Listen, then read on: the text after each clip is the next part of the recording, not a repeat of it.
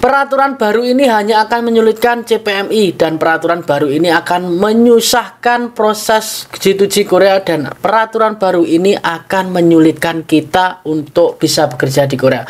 Banyak sekali teman-teman yang berkomentar di akunnya websitenya BP2MI, bahkan akun IG-nya, dan ada banyak teman-teman yang kurang puas ataupun memang tidak puas dengan peraturan-peraturan seperti ini. Kemarin di tahun 2023 yang mana masih dipimpin oleh Bapak Benny Ramdhani, tidak ada suara-suara yang sangat menyedihkan seperti ini ya. Bahkan suara-suaranya sampai ingin demo ya, sampai ingin mendemo Pak Benny itu tidak ada sama sekali. Meskipun di saat ujian di tahun 2023 itu ada sedikit hambatan dikarenakan prosedurnya ataupun prosesnya berbeda dengan tahun-tahun sebelumnya. Harus BNI Taplus, harus menggunakan ini dan harus menggunakan itu, harus pakai Cisco dan harus daftar sendiri. Tapi tidak ada istilahnya ayo kita demo peraturan ini harus dihapus, harus tidak sesuai, maksudnya tidak sesuai dengan hati teman-teman ataupun tidak menyulitkan proses teman-teman semuanya. Nah, di sini saya akan sedikit membahas terkait update statusnya ataupun dari Mbak Noh hari ini ya, bisa dilihat di sini. Jika peraturan ini telah berlanjut ataupun semakin ke depan, semakin berjalan, ini akan menyedihkan ataupun menyusahkan teman-teman ataupun menakutkan teman-teman semuanya jika prosesnya dengan hambatan MCU tidak bisa banding, karena setiap rumah sakit itu berbeda-beda tentunya ya, tentunya berbeda-beda. Tapi teman-teman, rumah sakit yang ditunjuk oleh BP2M ini sudah benar-benar sudah yakin ataupun benar gitu ya. Tapi ada juga yang mengatakan saya periksa di sini unfit, tapi periksa di sini kok fit. Nah, di situ kita juga bisa mengoreksi seperti itu teman-teman. Kita baca dulu untuk statusnya ataupun updatean dari Mbak Noh hari ini. Dilaporkan ke pihak HRD Korea dan dinyatakan mengundurkan diri. Statement lawak tidak diperkenankan untuk melakukan banding di sarana kesehatan yang sama atau sarana kesehatan yang lain. Artinya memang sudah dilarang banding ya teman-teman. Padahal MCU yang sekarang tidak selonggar dulu ya, selonggar dulu. Bahkan hasil pending yang sekarang dinyatakan gugur.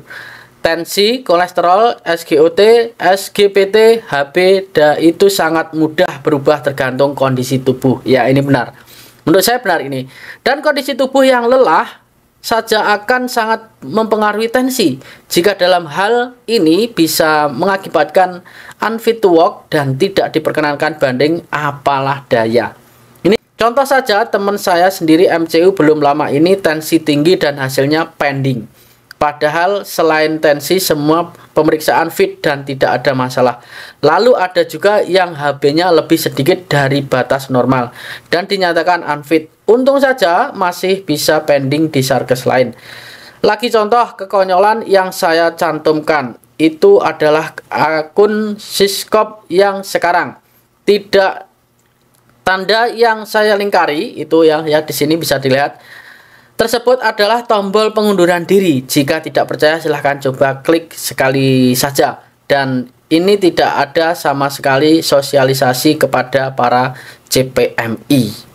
Nilai yang bisa kita ambil adalah benar mereka sudah berusaha mengurangi roster, tapi dengan cara kotor, licik, dan bisa dibilang tidak memikirkan CPMI sama sekali, mencari solusi dengan mendatangkan masalah baru. Nah, ini memang sedikit bermasalah ya. Mencari solusi mendatangkan masalah baru. Menurut saya juga hampir sama dengan membunuh mimpi ya.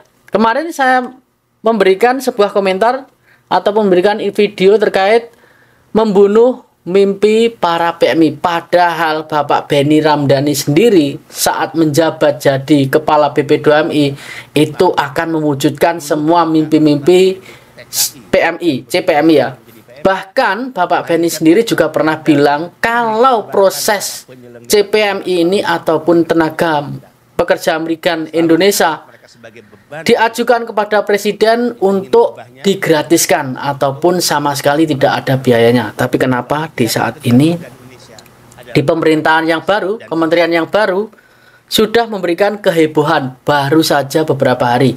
Tapi mudah-mudahan teman-teman ke depan sudah tidak ada seperti ini lagi dan pesan itu bisa dirubah untuk peraturannya supaya teman-teman lebih lega dan lebih tenang untuk mengikuti ujian dan prosesnya. Dan ada lagi nih di komentar, Assalamualaikum, nama saya Edo Prasetyo, saya mengikuti medical check up 2 di RS Pertamina Cilacap tanggal 13 November 2024 dan hasilnya unfit karena kolesterol dan SGBT saya tinggi, hasil lain normal.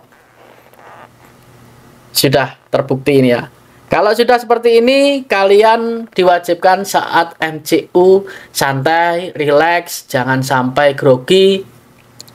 Jangan sampai takut, jangan sampai kalian ini memikirkan yang macam-macam supaya tensinya tidak tinggi dan tidak terjadi masalah unfit ataupun ditemukan penyakit yang tidak diinginkan ataupun gejala penyakit yang dulu pernah Anda punyai dan sekarang sudah fit. Namun ketika pikiran tinggi, ketakutan menghadiri, nanti akan unfit juga karena pengalaman ataupun yang gejala yang dulu itu kembali terkait penyakit Anda ketika tensinya naik. Nah, seperti itu teman-teman. Kalau kolesterol tidak ada itu gimana, Bu? Nah, ini banyak sekali. Sekedar saran saja, Bu, bagaimana kalau Sarkes ya. Sarkes yang menyelenggarakan MCU semuanya mengacu pada hasil yang ada di Korea saja, Bu. Tidak ada beda-bedanya. Wow. Ini memang sangat menyedihkan. Demo, protes, serbu akunnya BP2MI, serbu IG-nya BP2MI, ini yang akan dilakukan oleh teman-teman. Banyak sekali yang ingin melakukan hal seperti itu supaya peraturan ini direvisi dan tidak dibuat ataupun dihapus untuk peraturannya supaya lebih mudah. Kita doakan aja mudah-mudahan BP2MI bisa mendengarkan suara-suara kita semuanya supaya lebih memikirkan teman-teman yang sudah berusaha dan mengeluarkan banyak duit, mengeluarkan banyak uang, mengeluarkan banyak waktu hanya dengan ajukan banding ke sarana kesehatan yang lain tidak diperbolehkan saja.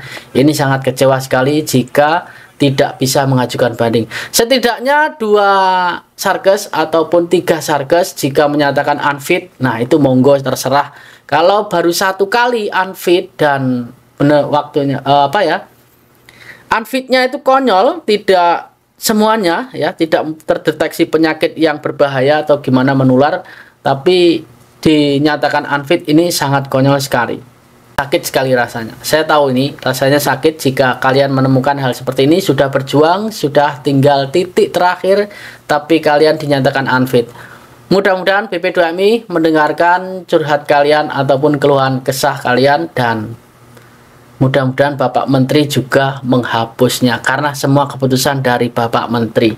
Jadi artinya kebijakan ini dilakukan ataupun ditandatangani oleh direktur dan juga kepala BP2MI. Mudah-mudahan semuanya bisa dihapus ya teman-teman.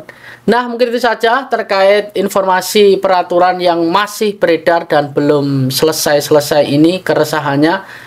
Kita doakan saja mudah-mudahan bisa dicabut dan teman-teman bisa lancar lagi untuk prosesnya menuju Korea. Terima kasih. Assalamualaikum warahmatullahi wabarakatuh. Annyeonghaseyo.